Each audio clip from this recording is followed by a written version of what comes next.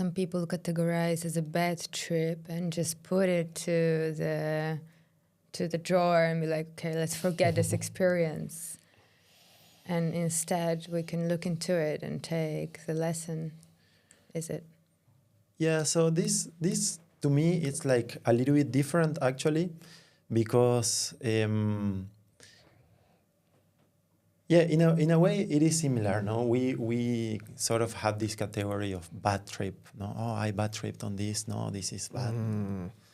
But it's like, yeah, I bad tripped on this because, like, the plants, at least, they have an intelligence of Mother Earth herself, right? So they know exactly what you are ready for, right? So they're showing you, okay, here, take a look at this, right?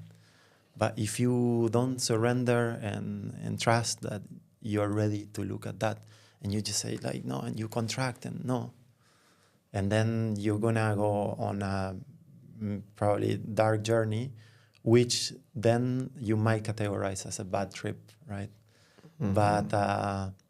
But yeah, like we don't really believe, or I don't really believe anymore in bad trips.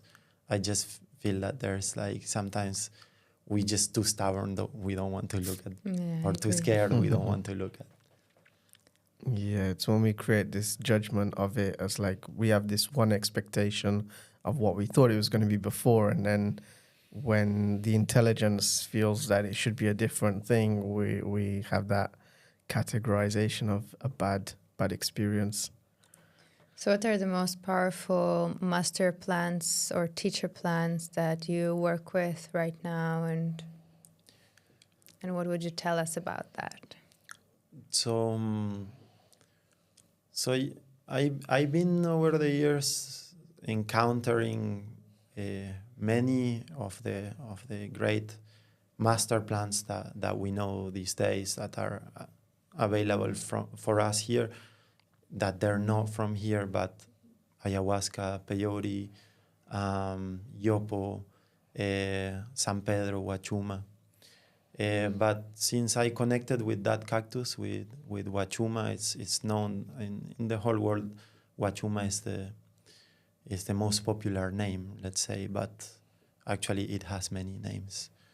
And since I connected with that spirit, that's what brought me back to South America and brought me to Peru and took me to the woman who is my teacher, and what has opened a huge mystery and a huge willingness for me to be able to listen to that voice, to listen to that teacher, to that guidance, right? So yeah, they're all highly powerful. No? And as my teacher, she told me when I first arrived there, because when I first arrived there, I was coming from this sort of like medicine carnival culture. You know, I go to a mushroom ceremony on Friday, the ayahuasca on Saturday, and next Friday I'm peyote ceremony, you know.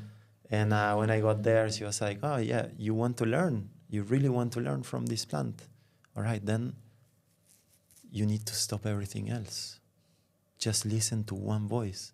Because if you don't have that connection established yet, it's only going to be very confusing if you have many voices speaking to you, right? So give space and give an offering. Yeah, you want to connect with, okay, but no, discipline yourself. And that is the offering that you're giving to that spirit of, in my case, that cactus. So the cactus can actually start speaking to you. And then you can actually start listening to it.